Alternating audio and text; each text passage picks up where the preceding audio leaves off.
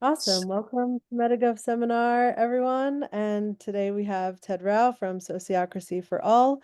Um, I'll let Ted take it away. Thanks for being here. Thank you. Thank you for having me. Yeah.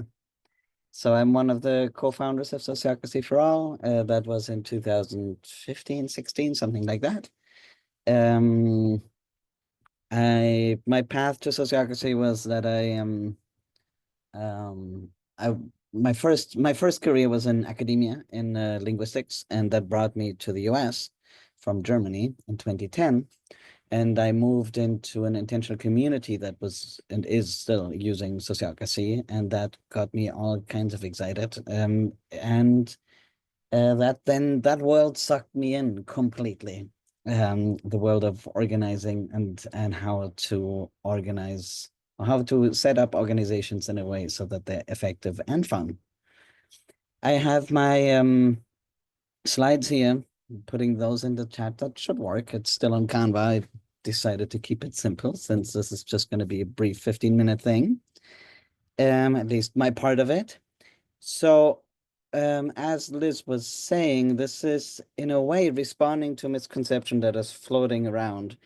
And I want to say that from where I sit, those misconceptions, there's kind of there's something good and something bad about it. It's kind of a good news, bad news thing. And the good news is that sociocracy, alongside with consent, like consent is a decision-making method, group decision-making method, is now so known that people have misconceptions about it.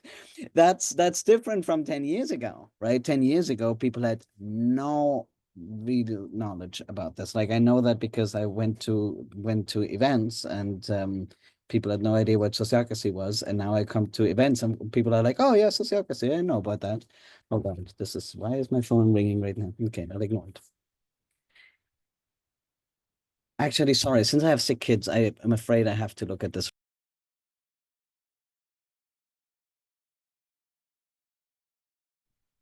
Okay, I passed it on. So as for the bad news is of course that misconceptions then water down what people think, right? They go with what they think is happening and not what is really happening, and we encounter that quite a bit more and more. So here's what I have. Let me screen share and let me present and let me. No, doesn't matter. I think it doesn't matter, but it always does this automatic advancing. Okay, so these are some of the things I want to talk about. Here are some of the differences, but they will all correspond to a slide, so we can jump right in. So what's consent? Let's do a definition of consent here. This is how we typically explain it. It's not my favorite way of explaining it, but it's a beginner-friendly way of explaining it. So whenever somebody brings a proposal, let's say a proposal came from somewhere, we ask for consent, and then some people might say, yes, this is the proposal we should follow. Like, this is my number one choice, right? Like, I agree with this proposal. This is the best proposal, kind of a thing.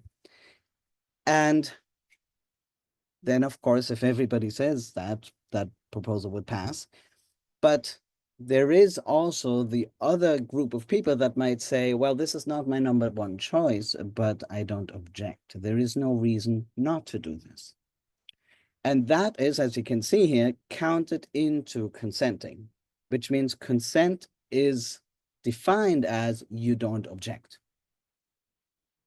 So it's more than agreeing, right? Or a larger group than agreeing. And that's where I think people's misconception comes from as, well, you know, if consensus is everybody needs to agree, we kind of water it down to include the people who don't object. Okay. That's the tension that I'm playing here with. But I would say that that is dismissing a lot of information, and that's what I want to speak to. A little bit more about consent is that sometimes it's summarized with the slogan of good enough for now. Some people really connect with that slogan. It can also be longer, like good enough for now and safe enough to try. For some people, they really feel that liberating energy of, oh, you mean it doesn't have to be perfect, just good enough? I can do that. Um, I'm not a humongous fan of the slogan, but it's a good enough slogan, I guess. Not my number one choice, but I don't object to it. It's all good.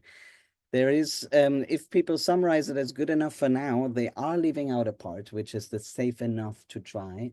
Or sometimes people just use good enough and then they leave out the for now, which all plays into this misconception, I think. So let's look at that. The first thing that is particular about consent is that an objection is not just, it's different from a block.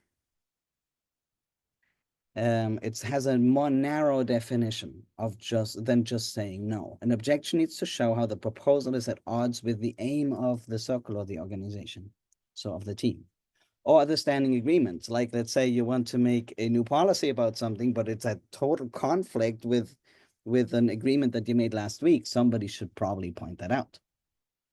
That's what an objection is. So you basically look at all your standing agreements and your aim that you've defined as this is what this group is doing, and then you look at the new proposal and you see if they match. Of course, a new proposal will expand the standing agreements that you have, but it shouldn't be at odds with it. And if there is a mismatch, somebody should say it. And the reason somebody should say it is because it's really hard to carry out things that are mismatching. In particular, when we look at the aim, if we have an agreement on what our group is about, that's our aim, and then we propose something that is at odds with that, somebody should say it. Would be good to notice. So that's what an objection is. An objection is not just, I don't like this, but there has to be kind of another way of saying it. There has to be harm to our aim and the standing agreements. What's interesting about that, and that is subtle, but I think it's really important, is that the backdrop, as I say here, for evaluating a proposal is defined as the need of the organization or the circle, not the individual. So consent, as far as I know, is the only decision-making method where you're not asked, what do you think about this proposal, but you asked, what do you think with the circle in mind or the organization in mind? It's in a way you are like speaking on behalf of the organization, not for yourself, because you're not evaluating the proposal compared to your personal opinions about how the world should be, but you're evaluating the proposal according to the agreements of the organization. So you are basically each individual is kind of like as a little sensor in the mix. So as a group or as a circle, as a team, every individual is asked to tune in for like, wait, does this proposal right in front of me match match everything else we're doing? And then if nobody finds any objection, that means it probably matches. Good enough. So, but that is something that is pretty, that is pretty unique about consent, that we're not asked. Like, for example, if you look at majority vote, it might be that people vote according to what they think is best for the nation or for the organization, but it might not be. It might just be what they want. So it's agnostic towards what the backdrop is that we're evaluating against, while consent forces you to think for the organization because nothing else counts. With that, by the way, that's a little side comment here. Another misconception about consent is that if you object, you have to make a better proposal. Absolutely not. Because the mismatch is outside of you. The mismatch is kind of in the organization. Why would it be your personal problem? It has nothing to do with your personal responsibility. Objections are therefore owned by the circle because the circle holds the proposal and wants to make a decision about. The circle holds everything else like aim and standing agreements. If there's a mismatch, it's a collective issue. Another thing, and that's, of course, that depends on how people practice consensus. I just wanted to kind of bring that consent is attached to an actual process, right? Like of clarifying questions, quick reactions, consent. We need 100% consent from everybody who's a decision maker. That's typically done in rounds and all of that.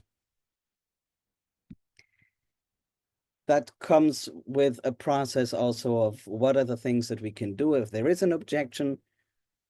This is the way I teach it, might be done differently. So this is more kind of a in the realm of practices, the way Sociocracy for All practices and teaches consent. Not claiming that that is like the difference between consent and consensus, because it depends on how it's practiced.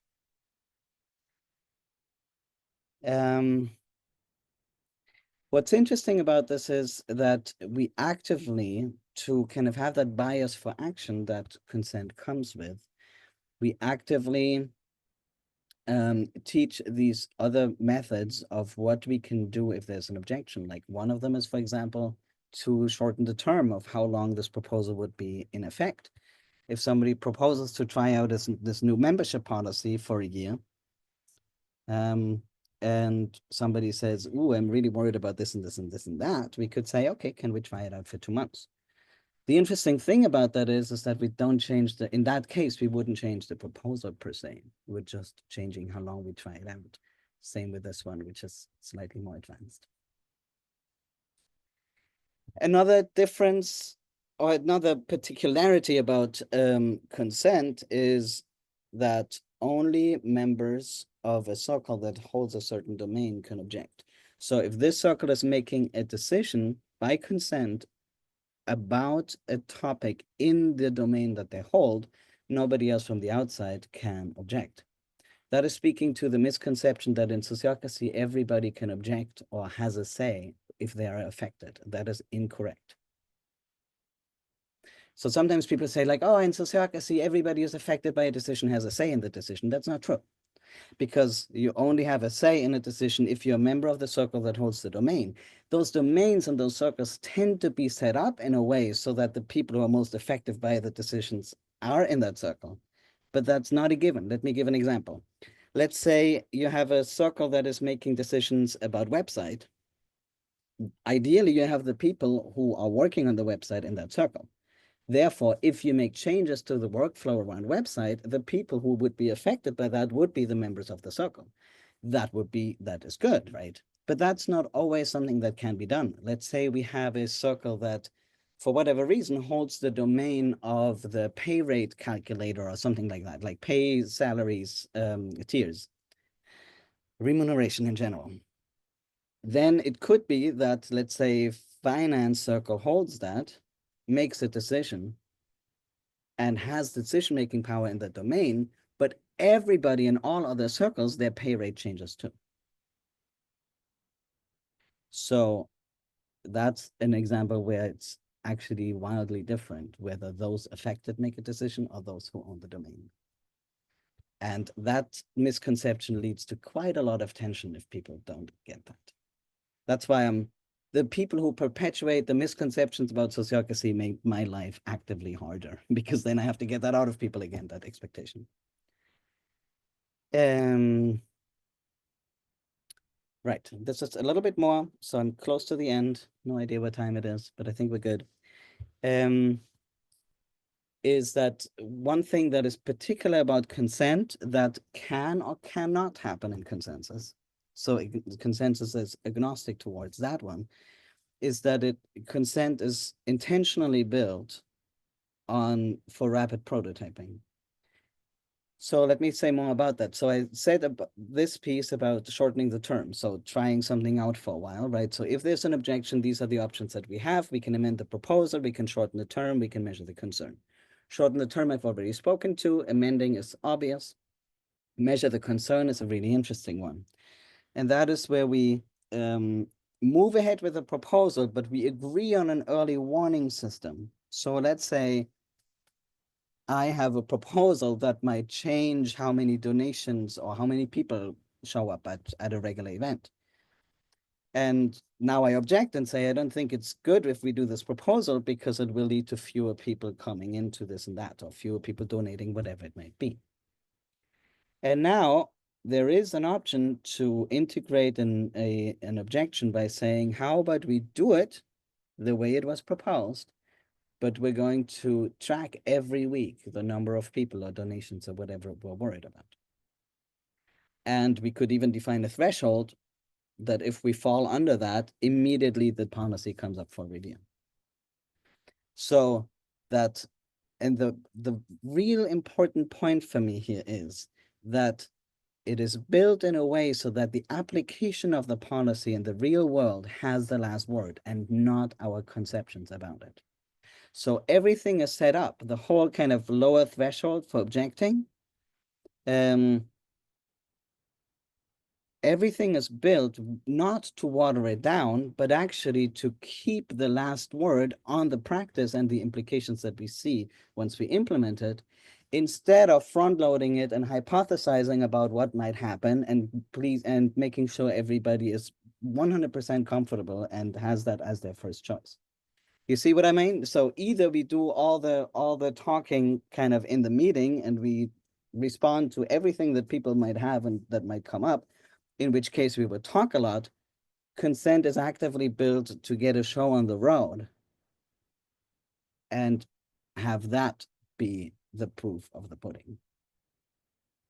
So if people say it's less inclusive, for example, because you need a really good reason to object and you can't just object because you don't like it, I would say, yeah, it is inclusive of the real life application and not people's ideas. That's intentional. So that can be quite a difference in group. And then here, side comment, a slide that I snuck in at the last minute, just to say that consent was never really intended to be taken out of context.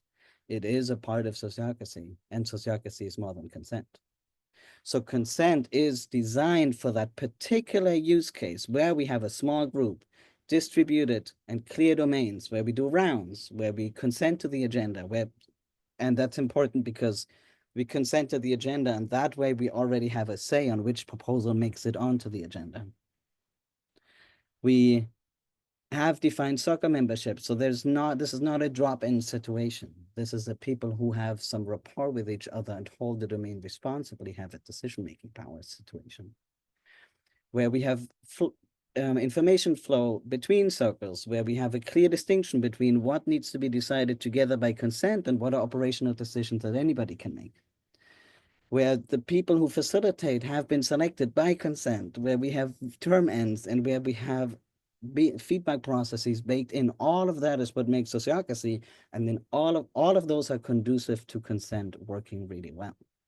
Just taking consent and putting it into a completely different situation will have all kinds of other effects, but that's not how it was intended. And then if you look at the things, you can see some more comments and like things you can read. Actually, let me say something. This is really clear kind of sociocracy core stuff, this book. And then collective power is where I'm looking at patterns of self-management in general. And going beyond that, more recently, I'm writing on LinkedIn on what I've been up to in the last few months. And I'm complete for now, and I'm looking at the chat now. Is this something where I pick the questions myself, or does one of you want to facilitate that? I'm totally fine either way. Just tell me, Val, what the typical thing is that you do. Yeah, Liz and I can share maybe facilitation, unless Liz, you want to do it. But yeah, folks, feel free to post your questions or raise your hand. Um, I just posted a question in the chat. Ted, if you want to take it, I didn't see, mostly everyone else just posted intros, so Yeah. I think everyone was very absorbed in your presentation. So thank you for that. What are some examples of organizations that operate using sociocracy? Um, well, okay. So nonprofits, yes. Intentional communities, yes. Co-ops. For-profits as well, but in for-profits, it depends on how well they've been able to wed the ownership model with the decision-making model. What happens, and that creates a really ugly rub, is if you have one or two people owning the thing and pretending that now we're on eye level. and sociocracy basically surfaces that tension. And what we have had actually quite a bit, I want to say, is that for profits, that the founders and CEOs and owners implemented sociocracy, and then a year later they're like, oh, we now turned it into a co-op because it was really awkward to be like the boss of something and have sociocracy at the same time. So I guess there's something to say about sociocracy and ownership in our current systems. So in nonprofits, you don't have that as badly, right? So that works really well. And then other forms of incorporation.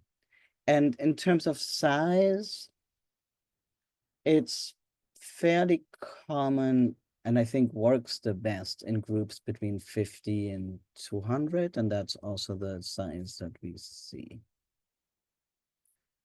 What are some example situations where consensus is clearly a better choice, in my opinion? I'm very grateful for the question because I think there is a place, and it's a really interesting one that will actually shed more light on my point, the point that I'm making. I think it is in situations. So no, let me start another place. I said that in consent, we base our decision on what is good for the organization.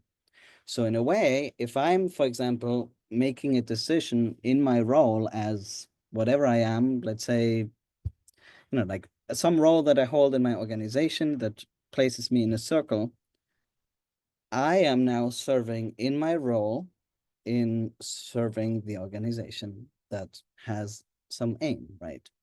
So I am basically just an individual serving in a role. Like I hold a function, right, in the organization.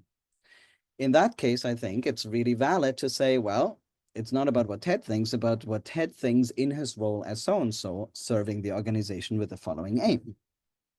That makes a lot of sense. Now, but how about organizations where it's not about me and as my function, as my role, but me as me? Like, for example, in families. In a family, like unless you say being a parent is a function, and it has some taste of that sometimes, right? Sometimes you just have power because of your role as a parent, for example. I hold a certain perspective, but it would be impossible to replace me and hire a new parent. So it's the same with the kids, right? You're not replaceable. You're there because you're you, not because you hold a certain function. And in those cases, I think consensus makes a lot of sense. You could also run by consent, but that's just harder because you don't have an aim that you're serving. You're you because you're you as a family. So it's a totally different situation, and using the well-being of the organization as a backdrop might create a funny situation where now individuals are basically have to kind of submit under the family, and that will be funky. You're not free to leave too. So that's a different situation. Thank you. Helpful. And if I could ask a quick follow-up, Sure. you went to the family. Are there other situations that or organizations that you can think of that have some similar dynamics? I guess, voting or there are other things, but yeah, I mean, like governing bodies of different kinds. But yeah, I'm interested if any other examples come up for you. I don't have any other good examples except for if you absolutely have a situation where you really can't do without large group decision making. Let's say, for example, you have a professional organization with 1,000 members run by a team of 12. Now, if you want to have those, whatever I said, 1,000 be decision makers, if you use consent, you would have to also make sure that all 1,000 people have the same level of information, so that if somebody objects, they don't do it just because they were misinformed. It's much harder to be on the same trajectory with 1,000 people.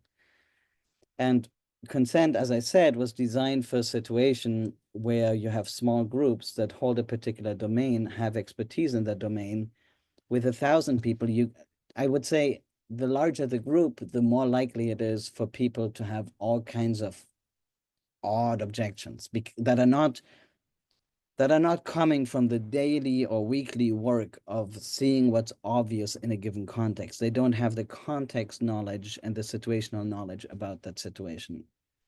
So unless the decision-making domain makes a lot of sense for those 1,000 people, and they have a lot of insight there, I would not go to consent because it's just going to be performative. It's just going to be the situation where you ask, like on a Slack channel, 1,000 people or wherever, in Discord, 1,000 people, is there any objection? And everybody just goes like, I know nothing about this. I'm not going to object. But is that consent?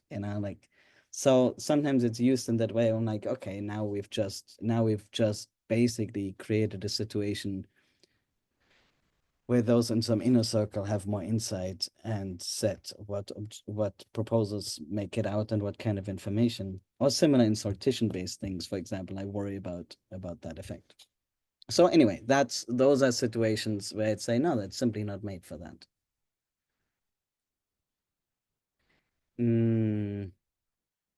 Okay.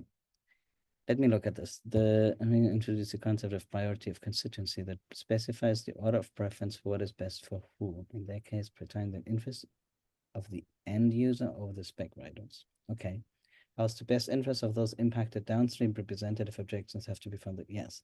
Okay, nice. There are two different places where I can go with that. One is the importance of feedback. Let me just write my second thing out before I forget it.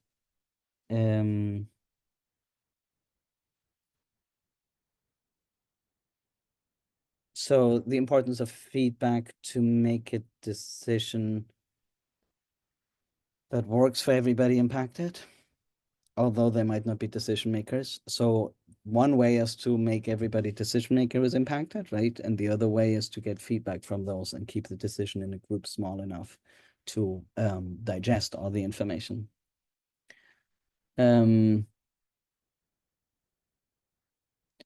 If there's now one can trust that they take that feedback seriously and that they solicit that feedback.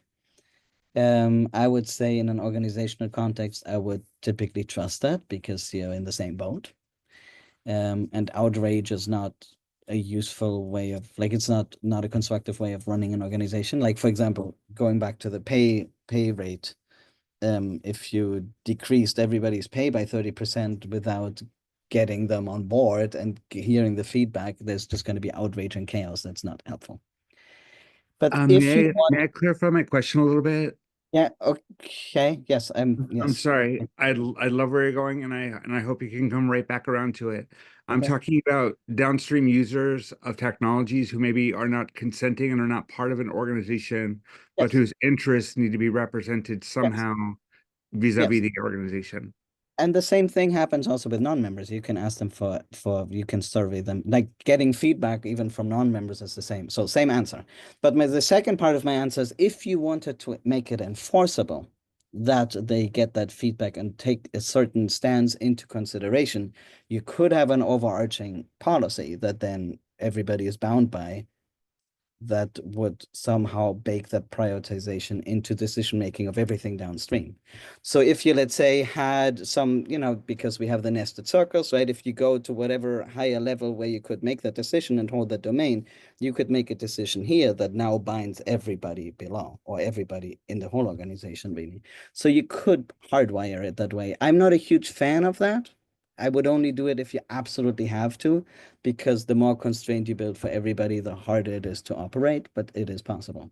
So that would just have to be translated into a different context for a values-based organization, rather than simply a trust-based organization. So that would have to be baked into procedures, and then it would be a procedure that you could invoke. Yeah, but yeah, let's do an example where that comes up quite a bit in organization is in DI policies, for example. Like if you had something meaningful that you want to bake in that binds everybody, that is possible. It's just so much harder to then make situationally good decisions, right? Like And it can create funny domain mismatches. Like if you had a DI circle that makes some higher level decision about, I don't know, something that every circle, let's say, for example, that every circle needs to have whatever, a person of a certain demographic in this as a member. Now you've created a constraint everywhere that might not be so healthy for the internal functioning of that. So it's tricky, possible, but has its own downsides. Okay. Let's see. Philosophically, I agree with what you describe here regarding groups. I thought of it mainly as delegated domain authority. Can you speak to how fit for purpose our tools are, interoperability, interdomain, maybe navigates a bit on future states of the art of consent by humans in exponentially faster real and governance environments? And tell me again, let's see, Mel, can you actually say it in your own words? Because now I lost the train of thought that this was on, just so that I'm fully back with you. Unfortunately, those are my own words. But yeah, I would say what I was hoping for is just your take on it seems like what you described is is really on point for how a human works, right? Like I when I say I philosophically agree, I'm like the framework is sound as I think of the framework for what you're describing. That being the case, do we have the tools to express it effectively? Because that's where I see the bottlenecks mainly is when we try and collaborate across domains. Oftentimes we have different governance structures. The tools themselves become the blockers. So maybe kind of some basic communications theory things that get in the way. With that being the case, as those hurdles and barriers start to fall, can you maybe like I said, by navel gaze, it's like, where do you think it's all going is kind of what the degen in me wants to ask. But so maybe I'll just leave it there. Yeah, and I do, I'm heavily torn on that, and I'm afraid I've radicalized myself a little bit on that one. So I'm almost like I know that I have a little bit of an unpopular opinion, especially here. I think that having the possibility to communicate fast and wide and all of that creates the illusion that we have a shared context when we don't. And the easier it is to set up systems where we can tell ourselves that, the more we will show that mismatch. Like I see it in I see it in organizations all the time that they kind of scale things yeah, and it's the coherence, they lose coherence. And just because technology makes it so easy, that just actually like I just see that again and again. It's it's really the scale of trust that just doesn't happen so easily, and people think they can replace it with a fancy tool, and I just don't see that happening. So actually, I'm going kind of the extreme opposite right now and saying like, okay, if we start from that place of coherence, how do we scale coherence in a way that's real? And what are the factors in that? So that's kind of when I was referring earlier in my slides, in my last slide of kind of my latest thinking is that's kind of where I'm going of, it's almost like a small is beautiful situation. It's like, maybe we just really can't. So anyway, that's where I'm going. So that's the wiser org stuff for me.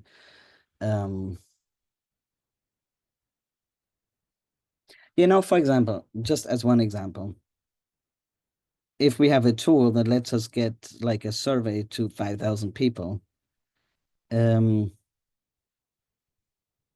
that's great for some contexts. And I see that organizations struggle just with very, very basic things, like having aligned mental models, for example. Like I can't tell you how many times I'm in organizations that have a basic misunderstanding of what is a strategy, like what does the word strategy even mean? So they can't even talk about their strategy because they realize a few months in that they had a different understanding of what that even means. So that's what I mean by just coherence of like, are we on the same page? That's so hard to reach. So It's thanks for speaking to it. I think of it a little bit as like maybe as you were saying it, this kind of came to mind, but like minimum viable perturbance to the human is often how I have to think of designing a proposal, or I design governance frameworks. And Yeah. so it's thank you, because it's a really useful mental model. Yeah, and one thing that I say, for example, is to clients and students is I say, well, no proposal, for example, should ever come as a surprise. Like if it comes as a surprise, then you're already that now you're already too late. Like this, like ideally everything kind of gets massaged, and then eventually like there is more of an organic growth situation where you use the governance to then kind of get it clear and get it tied up. But ideally, there's a lot more underground that builds that coherence. But yeah, unpopular, I think, because people are more in the like, oh, we can make this faster and with more people and at scale and this. And I'm like, I don't know. I think we can if we sacrifice a lot. Okay, let me look at this. I'm wondering about the bias for action and inclusion point. So you are basically saying one option is chosen to go forward with, and then it is being evaluated onwards and adjustments are made. Yes. But with path dependency of some decisions not force the circle to stay on a certain path from then on, excluding other options. Yes.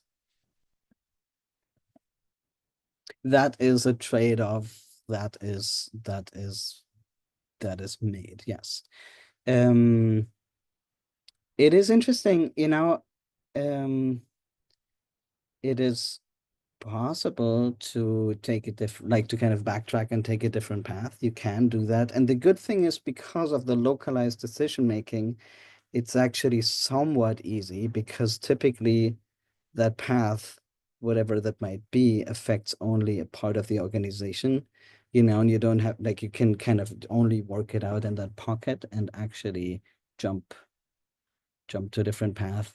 Like I've seen that happen like with reorg stuff or like pivoting to other things. It's not something that is impossible, but it is more built for incremental stuff. That's true.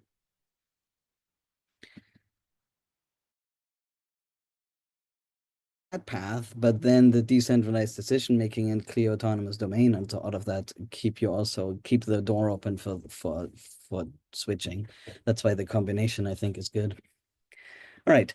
Do you ever encounter relatively new participants who instinctively want to challenge, critique, replace the system? I see this a lot among those with activist backgrounds. Oh my God, so much.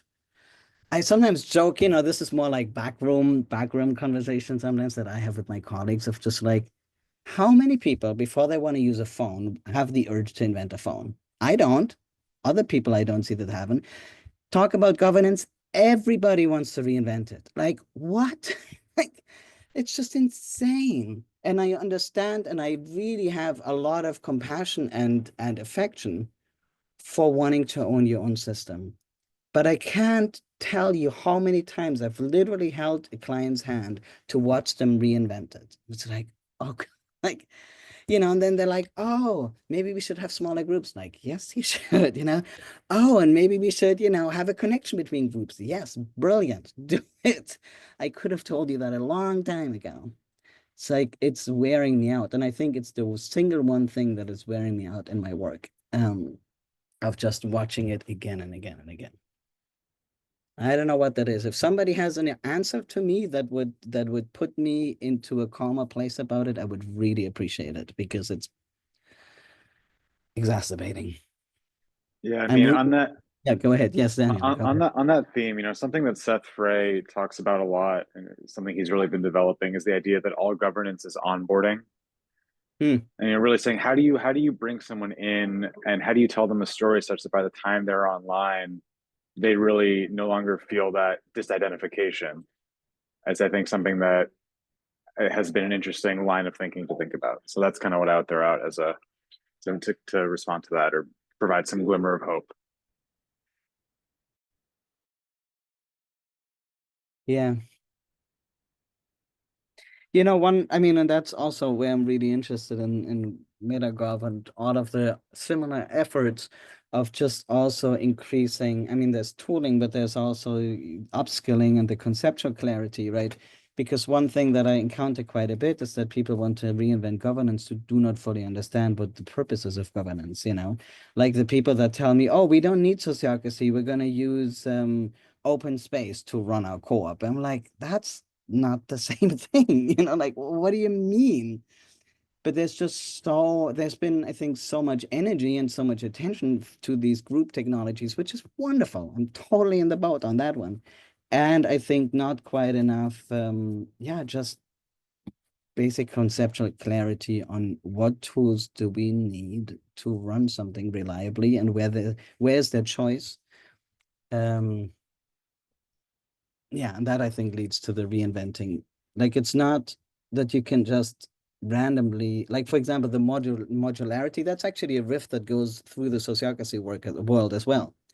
There's the framework, it's called Sociocracy 3.0, that basically had the idea of modularizing sociocracy, like take all the chunks and have it kind of a pick your own adventure situation.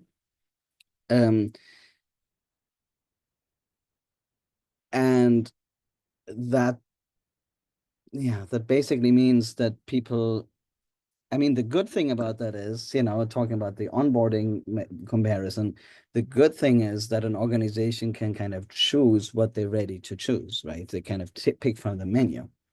The problem is that what we see quite a bit is that they typically don't tend to choose the things that we would say they need. They take the easy things that go along with where they are, but it doesn't push them to go any further. Like, for example, first thing that people throw out is performance reviews and proper meeting evaluations because they're uncomfortable. But that's literally probably the one thing they need, like to close that feedback loop, because if it's uncomfortable, it's probably because there's things that are not being said. So yeah, I don't have as much confidence in people's capacity to reinvent, invent, or pick and choose a system that would be good for them. Can I have a follow-up thought? What do you think of the idea that, if there were alternative places to channel that energy, people would, it's almost like going back and trying to kick over the cart is the easiest thing to do. If there were other things that were obviously appealing for people to put their energy into, maybe that would displace some of that tension. Is that aspirational, or is that not that interesting? Tell me more about what kind of thing that could be. Like, I want to see where you're going with this. Yeah, go ahead. Yeah, so for example, I run a co-living house, and every few months I'll get a new person who comes from an activist movement. They're saying, everything about this house is not working. We have to change everything. And people who've lived there a while, kind of say, actually, no, everything's working very well. And I'm thinking, okay, what can I tell those people? I'm thinking, like, maybe I'll say, go make art, or if you really have all that energy, why don't you, make a garden, or put that, or make a mural, or channel that energy into something creative, instead of just like seeing me as a villain and just hating everything that I've done because it's just a projection. And I'm thinking, like, I don't blame anyone for having that reaction. I think it's very normal. I think I would have had the same reaction 10 years ago. So I don't want to blame, but also, like, I do think I need to figure out a way to handle that. So that's been kind of my thinking, like, you're upset, why don't you turn that energy into something productive? That was kind of my thought. Yeah, no, I like that. And thinking that's giving me a little new piece to integrate. My initial idea when you spoke was,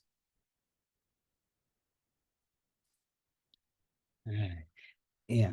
First of all, I completely agree with Liz, by the way, on the traumas of hierarchy, of just like people have this adverse reaction, right? At first it was, let's have no system. And now it's like, let's have systems that are maximally inclusive, that are then often not inclusive of the purpose of the organization and the kind of just productivity of it.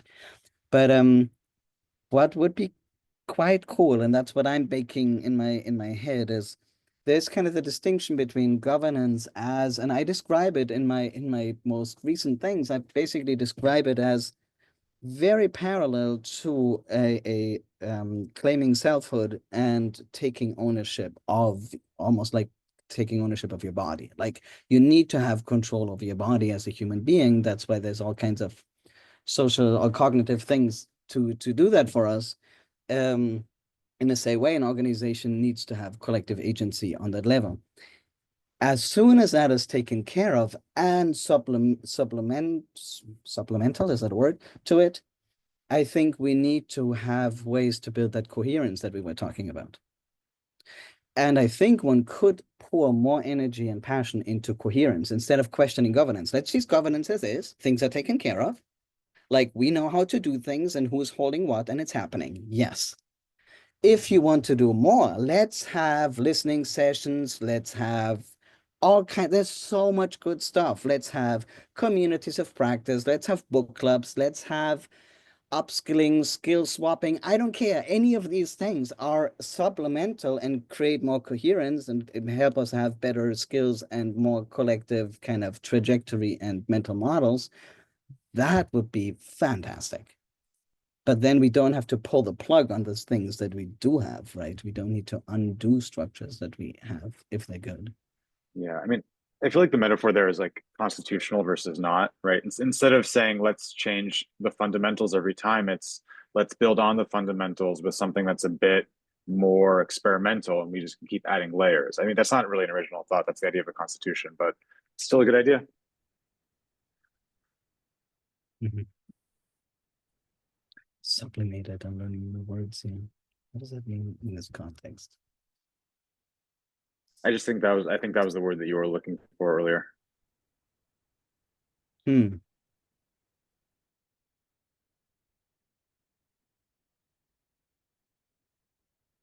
Well, you wanted to channel the energy somewhere else. I'm really, yeah, I don't know. Is there more that people want to bring up, challenge, or add? I'm also still reading on the interaction versus learning piece. Yeah, I always kind of struggle to keep up with the chat and also be present in the conversation. So if anyone has posted something in the chat that they want to raise verbally, feel free to do so. So I'm actually going to riff you real quick on Liz, your comment. The interaction is scaling faster than those people's ability to learn. There is something that comes up for me quite a bit, and it clearly has my personal bias and where I am in life right now. But there is something about metabolizing things is just slow, metabolizing things are slow. And metabolizing something as a group is slow. So there's just something to kind of, yeah. And I think on that intellectual level, we underestimate that. We're like, oh, like I can just think my way through this. But to kind of really bring your whole self along, you have to metabolize it. And that will just be a slow process because matter doesn't go as fast as kind of the more ethereal intellectual stuff. And I think that is neglected in organizations to really bring people along kind of more fully.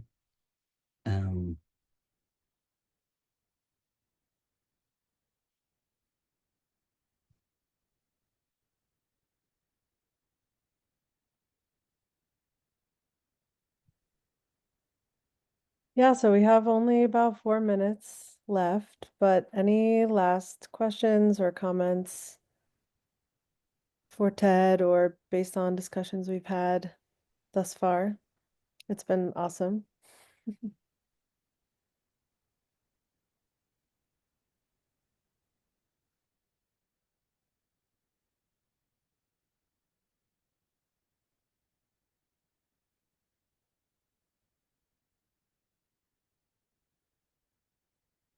Oh, lovely.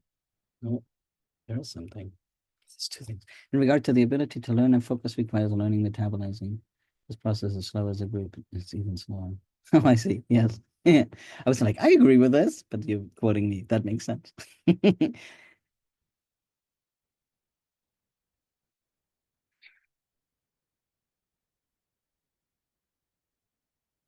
Hmm.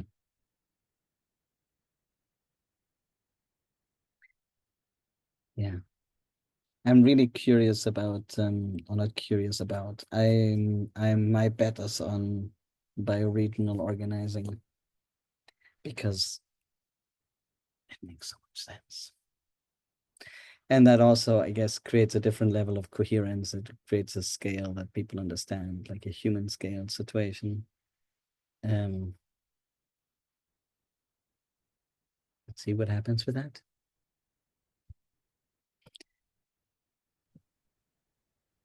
Okay.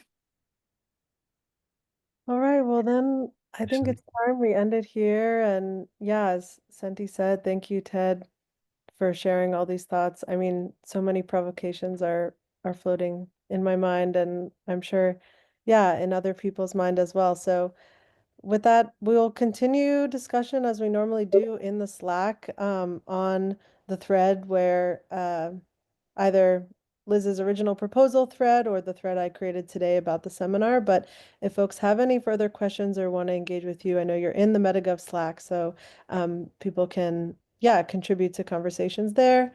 Or, yeah, I can add the link to the Slack in case someone's not in there. But with that, thank you all for joining us today. And if you don't mind unmuting and giving our speaker a round of applause. Yeah, within your domain, you are a master. It is true. Thank you so much, Ted, for joining us. Thank you. Bye bye. And Bye thank bye. you. Have a beautiful rest of your days. See you next week.